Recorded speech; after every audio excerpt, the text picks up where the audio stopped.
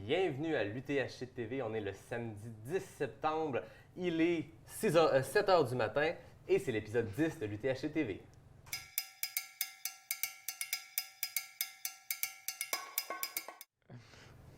Bonjour tout le monde, bon matin Nicolas. Salut Yannick. La nuit a été courte. Elle n'a pas été. Elle n'a pas été et écoute, c'est ça le dévouement. On est là pour vous, pour aller chercher les informations. On n'a pas beaucoup dormi, mais on a beaucoup de choses à vous partager. Beaucoup d'émotions. Une nuit mouvementée. On vous l'avait dit quand on s'est quitté hier à l'épisode 9. On était à peu près à la moitié de la course où du monde avait les infos de la première moitié de course. Là, on est allé chercher les pièces de puzzle manquantes parce que là, on a des finishers, on a un gagnant et on a une gagnante. Nicolas, parle-nous de cette nuit-là. La nuit s'est profilée assez correctement pour Elliott Cardin. Qui, alors on l'a dit à un moment donné dans la journée hier, se plaignait beaucoup, il n'aimait pas sa course, il n'arrêtait pas de se plaindre. Et puis après on l'a vu sur les images, plutôt en pleine forme et prendre une belle avance sur ses poursuivants. Il est allé ainsi jusqu'à la ligne d'arrivée. Il est arrivé en vainqueur avec un temps qui est finalement pas si pire, puisque quasiment équivalent à celui de David Hedges l'année dernière. Exactement. Je ne veux pas dire de bêtises, 14h43 minutes. Donc, on est à 3 minutes près de ce que David Hedges a fait l'an dernier pour l'emporter. Voilà, on va vous passer la vidéo de son arrivée au Mont-Grand-Fond en fin de nuit. Donc vous voyez, c'était encore bien la nuit. Alors là, évidemment, on ne le voit pas, mais il y avait cette nuit une pleine lune incroyable, peut-être un petit hommage à Sébastien Boivin qui nous a quittés il y a quelques jours, cofondateur de l'Ultra Trail Arikana. Et bon, le loup, la pleine lune, c'était assez symbolique. Il arrive et puis il te prend dans les bras, Yannick. Et alors, on va vous passer j'ai fait une petite entrevue avec lui, très courte, que je vais vous laisser entendre, parce qu'elle est assez inattendue. Généralement, quand on demande à un coureur s'il est content d'avoir gagné, c'est des mots qui sont plutôt dans la joie, que c'est formidable. Et Elliott, pas tout à fait. Écoutez ça. Bon, comment ça s'est passé? Victoire, t'avais dit avant de partir, c'est la 4e, ça fait 4 ans que je me bats là pour ça. Cette fois, c'est pour moi, elle est pour toi, mais visiblement, ça s'est pas exactement passé comme tu le voulais. Non, j'y croyais pas du tout. Arrivé au Morios, j'étais comme... J'ai aucune jambe de monter. La minute que je montais, en acide lactique complet dans les bras, j'étais comme... Le souffle super court, je comprenais pas ce qui se passait. Je me suis dit, il faut juste que je m'attache, que je continue. Anyway, je vais essayer de le finir dans le meilleur de ma journée. Et je m'attendais jamais que ça me permette de gagner la course. Puis c'est quand même un bon temps aussi, là, avec les petites modifications qu'ils ont faites après Haute-Gorge, avec la single track au lieu de le chemin d'accès.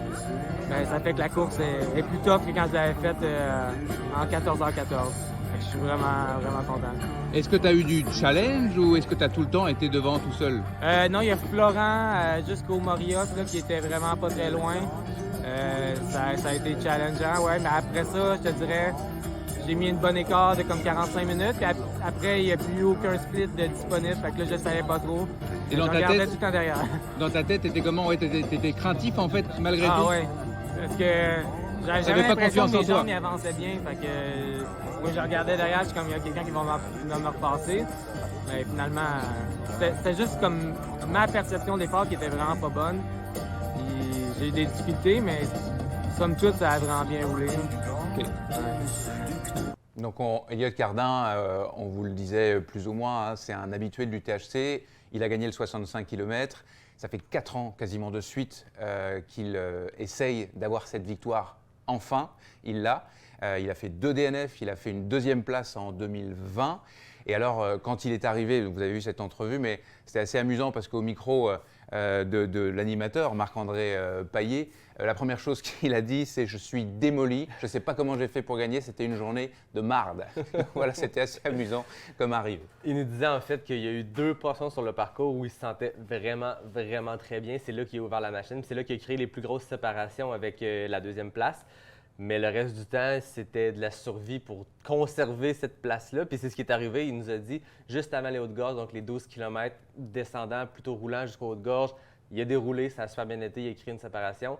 après les hautes gorges jusqu'au jet bleu, il a explosé. Ça allait, il a vraiment poussé fort. Puis après ça, ça a été une survie difficile jusqu'à l'arrivée. Mais il a maintenu son avance. Il a terminé avec quelque chose comme 1h30 aux dernières nouvelles.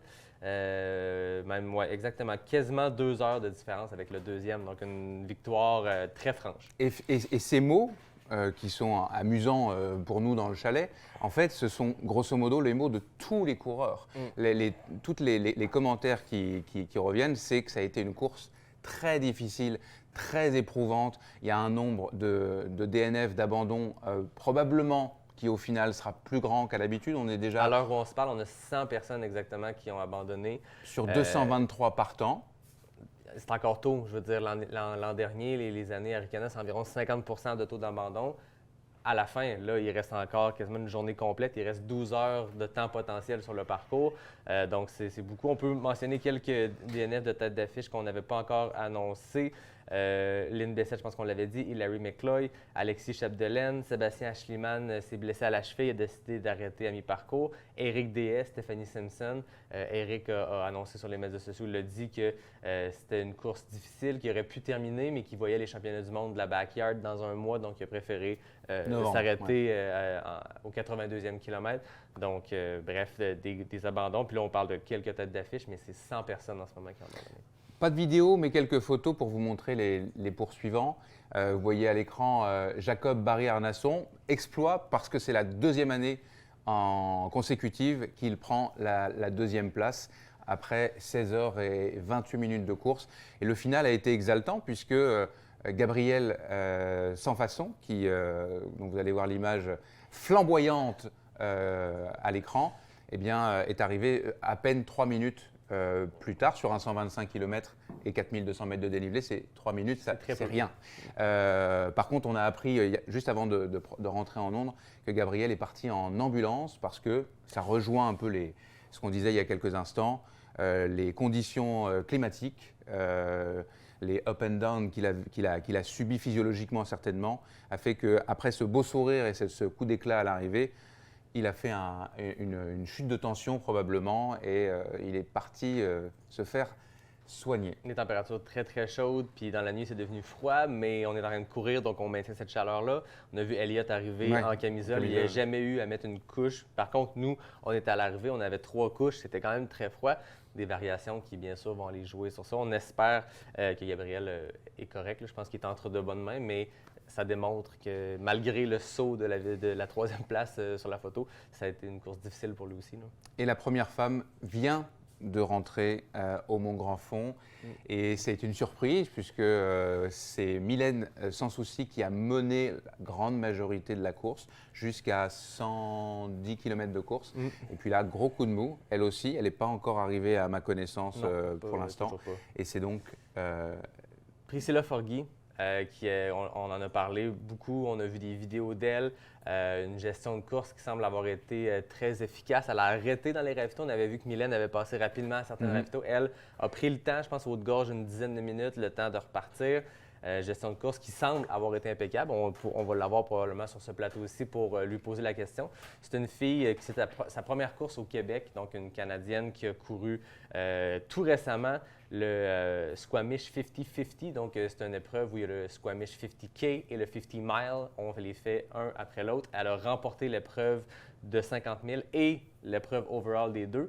Fait intéressant, Jenny Quilty, la gagnante de l'année passée, aussi avait fait ses armes au Squamish 50-50, une 2e place. Donc, on voit que peut-être qu'il y a une ressemblance. Je ne sais pas si de faire le Squamish 50-50 avant l'UTHC, c'est synonyme de succès, mais ça l'a été pour nos 2 gagnantes des 2 dernières éditions. Et puis, ça devient une habitude. À l'UTHC, on a des femmes qui se classent, des athlètes féminines qui se classent très haut, puisque Priscilla termine à la 6e place au classement général, juste devant Mylène Sans Souci, qui vient à l'instant de passer la ligne d'arrivée après 17h37 de course. 54 pour Mylène, 17h54. À la 7e place au classement général. Et tant qu'à parler de nos 6e et 7e personnes qui ont terminé, parlons des 4e et 5e. On l'avait dit, Yannick Bernard, c'est un gars qui est un métronome, qui a beaucoup d'expérience. Il était sorti du top 5, sorti du top 7-8 même, puis il a remonté un finish en 16h58, donc sous la barre des 17 heures, pour une 4e place. C'est très solide ici. Et Antoine Moses, qui, on l'a vu à la mi-parcours. Monsieur Sourire. Chapeau de cowboy, chapeau d'aventurier sur la tête. Était tout sourire à la mi-parcours et paraît-il a terminé. C'est celui, en tout cas Marc-André nous a dit qu'à l'arrivée, c'était celui qui était le plus étincelant. Ça arrivait péniblement, ça avait été difficile. Lui il a fait la course de sa vie, il est trop content. Du plaisir, du début à la Hier, fin, il était dans les sentiers. Il racontait à Julien, le copain de Sarah Bergeron-Larouche, qu'il fallait de toute façon qu'il termine vite parce qu'il avait un anniversaire ou un mariage. C'est ça, à 7 h ce matin, donc il était correct. Voilà, c'est ça. Donc il a réussi son pari de terminer à temps. Une belle surprise parce que, comme on l'avait dit plus tôt dans les épisodes, c'est pas un gars qu'on avait sur notre radar. C'est un gars qui avait terminé dans les 20 heures et quelques l'année passée. Donc là, on parle de quelqu'un qui vient de descendre de plus de 2h30 son chrono de l'an dernier. Grosse progression. Ça va être un gars à surveiller parce qu'un top 5 à l'UTHC, c'est vraiment pas rien. Oui, puis après, on va passer au 80, mais Elliott le soulignait, il veut surtout plus entendre, il nous le redira tout à l'heure quand il va venir à 9h sur ce plateau, entendre que le 125 km de l'UTHC est un parcours roulant. Il n'en pouvait plus de ce parcours qui est technique. On a tendance, je ne sais pas pourquoi, à le commenter comme un parcours roulant. De toute évidence, ce n'est pas le cas. Je suis un ardent défenseur de ça. C'est peut-être moins technique que X course, que le Transvalley, que le QMT sur certaines portions, mais de dire que l'UTHC n'est pas technique, est une course roulante, pas du tout d'accord. Et Elliott, c'était l'une des premières choses qu'il a dit. Il est arrivé en le disant, en le criant, en le proclamant, ceci n'est pas un parcours roulant. Je pense qu'il l'avait eu tough dans la nuit, puis c'est sûr que quand c'est difficile, quand les gens ne lèvent plus autant et que c'est technique, ben c'est d'autant plus difficile. Donc, fait intéressant. Une nouvelle course vient de s'élancer il y a quelques instants, il y a 12 minutes. Exactement, le 80 km qui part de la ZEC, pas de la ZEC, mais des Hautes-Gorges, qui va nous faire une boucle et qui va revenir par les Hautes-Gorges et embarquer sur le parcours, le dernier, 60 quelques kilomètres, du 125, du 65. Donc, on va voir beaucoup de. Il va y avoir du monde sur le sentier. Ah oui, il va y avoir du monde sur le sentier. Là, c'est là que ça commence, à le 125. On le suit depuis le début, mais il n'y avait qu'un parcours, qu'un peloton sur les sentiers. Là, le 42 vient aussi de partir à 7 heures. Absolument, le 80 avec des sables. Le 65 part dans moins d'une heure. À 8h30 ce matin. Exactement, donc un peu plus qu'une heure. Donc, beaucoup de monde sur les sentiers. Sur le 80, les gens qu'on avait identifiés à surveiller. Marie-Maude Côté-Rouleau, c'est une fille qui a remporté le 80 l'an dernier, si je ne me trompe pas. Fille qui a eu une saison plus difficile avec quelques blessures, mais qui est toujours une menace quand elle se pointe sur une ligne de départ. On a aussi Marilyn Nakache, qui est une Française, qui est une trailleuse vraiment beaucoup d'expérience. On se rappelle qu'on avait beaucoup parlé de Marianne Hogan, de sa 2e place à l'Ultra Trail Cape Town, un peu plus tôt l'année passée. 10 minutes derrière elle. C'était Marilyn qui était là. C'est une très grosse cliente. Marilyn, à la base, devait venir sur le 125 km. Malheureusement, elle s'est blessée et elle a failli d'ailleurs ne pas venir à l'UTHC, mais elle avait très envie de le faire. Donc, elle a réussi à convaincre son coach de faire quand même une course et le 80. Donc, ce sera à considérer. Il y a une blessure, elle revient de blessure, mais sur un 80… En théorie, c'est la grosse cote de ce 80 chez les femmes, en tout cas. En fait, c'est la première cote, point, du 80, si je ne me trompe pas. Mike Néron, Charles Castonguay, deux excellents coureurs qu'on connaît à Arikana. Mike Néron a fini 3e sur le 125 en 2020. Très solide coureur. C'est un gars qui a fini 2e sur le QMT aussi, donc ça va être à surveiller sur le 80. Et Charles Castonguay, il a déjà terminé 3e sur ce 80, sur ce parcours-là. Un habitué, c'est un gars de la région, mais un gars qui est très rapide. Puis le 80, c'est son format préféré. Moi, je le connais bien, Charles. Puis le 80, il fait des 125, des 160. Il se challenge là, mais le 80, c'est sa distance dada. Je pense que ça va rouler vite sur les sentiers. Mais la météo, aujourd'hui, va être particulière. On attend de fortes chaleurs, en tout cas pour la saison. Et donc, ce sera un peu la bis repetita d'hier. Pas l'impression que c'est la même journée, mais c'était hier. Et donc, il y aura, l'organisation fait en sorte qu'il y ait de la glace pour éviter les coups de chaleur.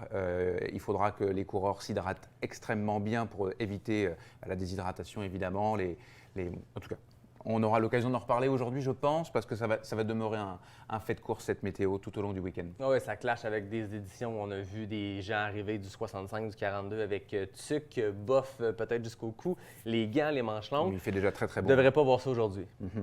Est-ce que c'est le temps d'accueillir notre invité? Ah ben oui, je pense que c'est le temps. C'est la tradition. On a même dépassé un peu. C'est pas parce qu'il est 7 h du matin qu'on n'aura pas d'invité. Non.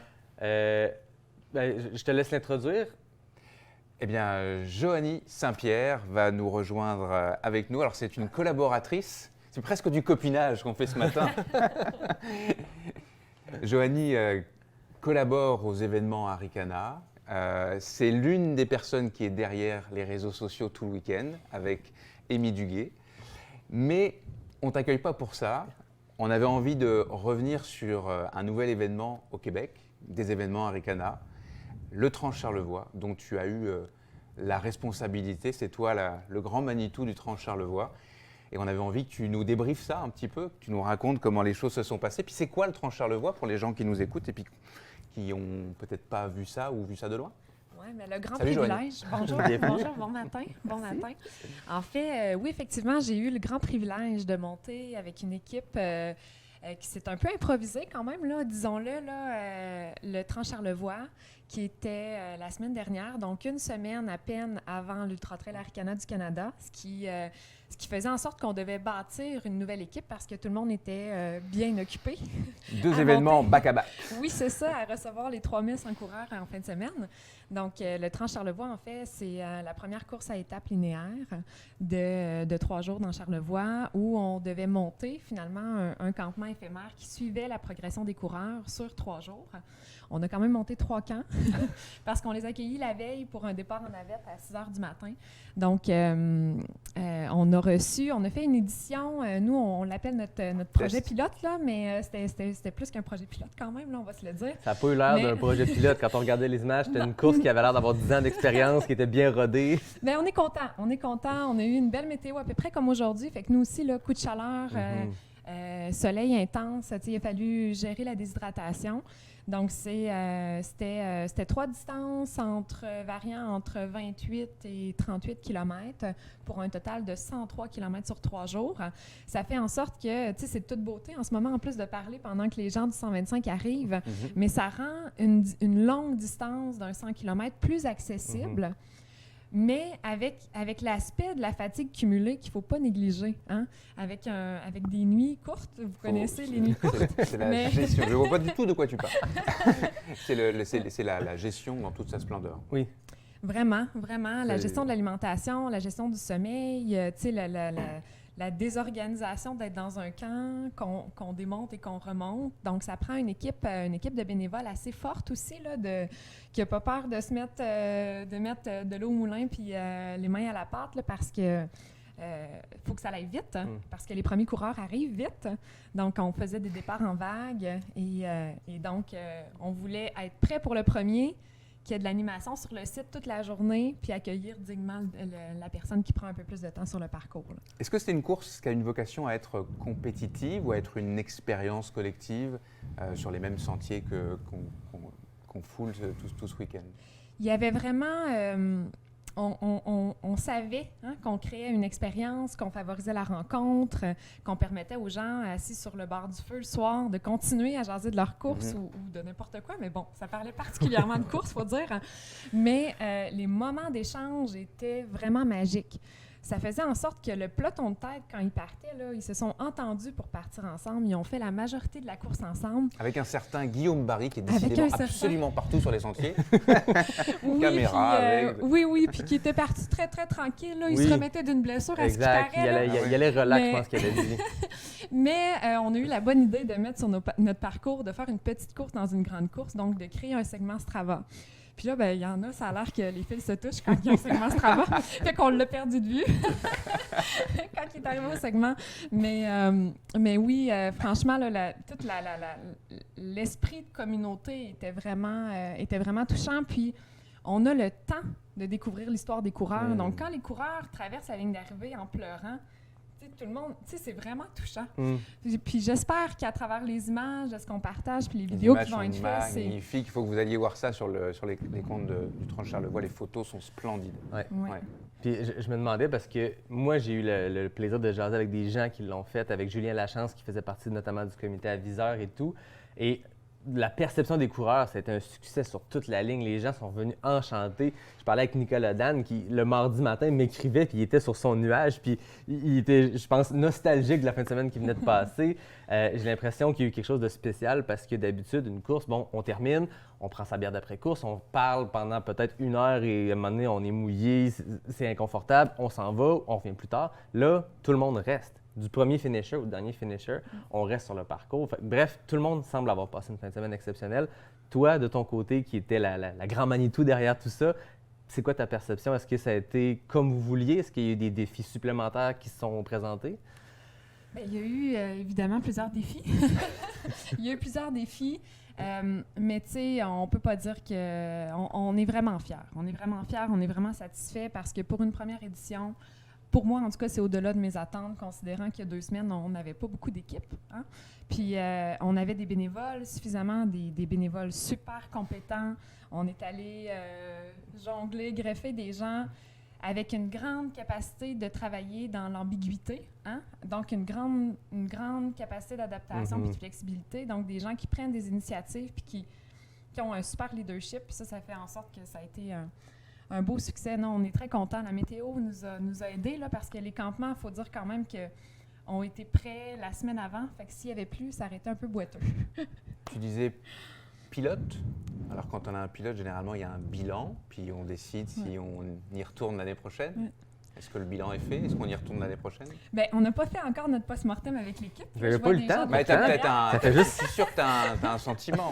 Mais définitivement, on a des coureurs qui se sont déjà mis sur la liste d'attente pour l'année prochaine. Cette année, je pense qu'il y a beaucoup de gens qui étaient intéressés aussi. Mais on est sorti tard dans le calendrier des coureurs. Ça reste un gros défi quand même. Fait que moi, j'ai l'impression que... En fait, c'est vraiment notre désir là, de relancer. On a des partenaires qui nous ont fait des clins d'œil pour dire hey, « nous, on revient l'année prochaine. » Fait que, c'est plutôt bon signe. C'est bon signe, c'est bon signe. Il faut dire aussi qu'on a collaboré dès le départ avec les Premières Nations. Et ça l'a emmené un aspect super intéressant de prendre en compte, de se faire accueillir en disant, tu sais, bienvenue sur le territoire ancestral du Nitassinan. Vous êtes sur des terres non cédées, en dessous des pylônes électriques, dans une tente autochtone. Et c'est unanime pour les Premières Nations qui ont collaboré. L'année prochaine, ils vont retravailler leur chapoutoir pour que ce soit plus grand encore, nos salles communautaires. Cool. Fait qu'ils ont déjà un plan de match. Fait que c'est bon signe d'habitude. C'est bon signe. Vraiment, c'est quelque chose qui est unique que vous avez fait, je pense, qui manquait. On ne savait pas qu'on avait besoin dans le paysage de la trail au Québec jusqu'à temps qu'on l'aille et qu'on fasse « wow », parce que des courses sur étape, par étape, il y en a eu. Mais là, le campement qui se déplace, il y a une logistique derrière ça qui est énorme, mais ça permet quelque chose de linéaire. Je trouve que c'est l'événement parfait pour 2 types d'athlètes. Ceux qui veulent commencer à toucher à ces longues distances-là, mais qui ne veulent peut-être pas le faire d'une traite sur le 125 Arikana. Et ceux peut-être qui se préparent pour des plus gros défis plus tard dans l'année, qui veulent se faire un week-end choc. Puis ça avait l'air d'être unanime que ce défi-là était énorme, puis que le lundi matin, la 3e journée, les jambes étaient lourdes, mais on est allé s'amuser sur un sentier qui n'avait jamais été touché dans le cadre de l'Ultra Trail Arikana. Pas de traversée de Charlevoix, un sentier qui est plus près de Baie-Saint-Paul. Parle-moi de cette 3e journée-là, sur ce nouveau sentier-là, qui ne faisait pas partie de l'écosystème Arikana. Bien, en fait, ça, c'est une grande richesse du Trans-Charlevoix d'aller jouer dans le secteur de Charlevoix-Ouest, finalement. Là. C'est quelque chose qu'on n'avait pas beaucoup exploité.